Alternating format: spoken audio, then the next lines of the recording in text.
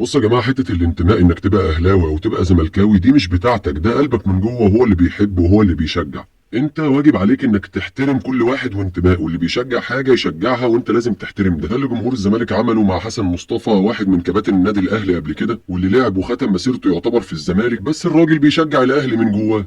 ده مش عيب. اسمع بقى وهو بيقول كلمه حق في قصه زيزو دي. ايه رأيك في موضوع زيزو؟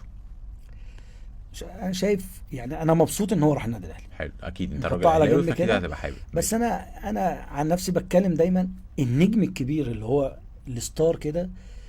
في اوقات يعني انا مره بتفرج على فيديو لحازم امام من زمان قوي، كان حصل له مشكله، قال لك إيه المشكله؟ اروح النادي الاهلي. بس هي يعني عارف اللي هو ايه، جت كده يعني، عارف اللي هو من كتر ما هو منفعل ومتضايق ومش عارف ايه. كان ساعتها مع كابتن شوبير يعني في البرنامج. شيكابالا ممكن بسبب الانفعال ومش عارف ايه عايز مضى في الاهلي، بس في الاخر ما حصل له مشاكل وبتاع انت فاهم.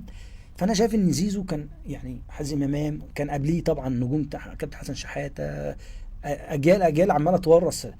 فحازم امام شيكابالا كان هيبقى زيزو. وبعدين الفلوس مش بعيده يعني 80 100 20 مليون. يعني ايه المشكله يا جدع نلعب بيهم يعني.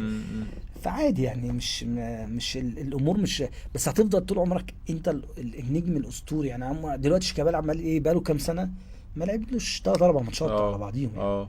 بس في الاخر هو نجم اخر اسطور في الزمالك. فكان واحد لازم يبقى بعديه يشيل بقى اللقب. فانت كنت لازم تبقى موجود في نادي الزمالك تكمل المسيره ديت.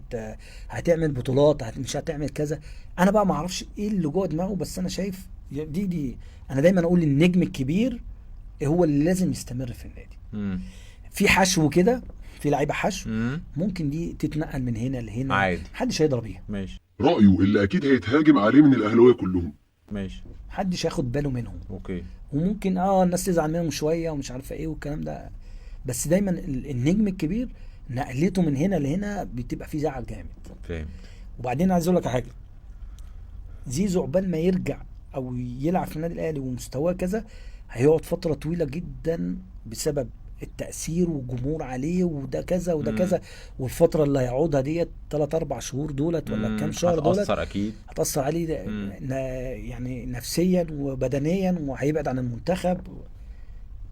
ده من وجهة نظري يعني. فانت كجمهور مبسوط، لكن كراجل لعبت كوره شايف انه كان احسن له يكمل في الزمالك.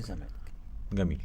شوف فرق تعامل الزملكاويه مع واحد اهلاوي في الاساس من تعامل الاهلاويه مع رضا عبد العال اللي كان في الزمالك وراح لهم. اللي انا عايز اقوله لك ان رضا عبد العال رغم انه لعب في الاهلي ويعتبر راح من الزمالك للاهلي وكانت صفقه جامده وعملت بوم وقتها، الا ان هو زملكاوي ما بيفوتش فرصه غير لما يدافع عن الزمالك وحقوق الزمالك، ودايما شايف ان الاهلي بياخد حاجات مش حقه. ده ملوش علاقه بالانتماء. انا لعبت هنا، هتلاقي ناس كتير لعبت هنا وهنا وفي نفس الوقت بتشجع انديتها الاصليه رغم ان هي ممكن تكون ختمت مسيرتها في النادي المنافس. بس شوف فرق تعامل الزملكاويه مع اللعيبه اللي ختمت في الاهلي او اللي ختمت في الزمالك وبتشجع الاهلي، والعكس من تعامل الاهلاويه مع اي لعيب بيمشي من عندهم يروح نادي منافس، او اي لعيب من نادي منافس بيختم عندهم ويطلع يقول انا بشجع الفريق اللي انا كنت فيه الاول وبنتمي له. وفي النهايه حبيت اقول لك ان ده راي واحد من كباتن النادي الاهلي قبل كده في قصه زيزو دي، عشان انتوا دايما تقولوا انتوا مش عارف ايه والزملكاويه مش عارف ايه وليه كمل عندكم والمشاكل. شوف راي واحد من كباتن النادي الاهلي بيقول ايه.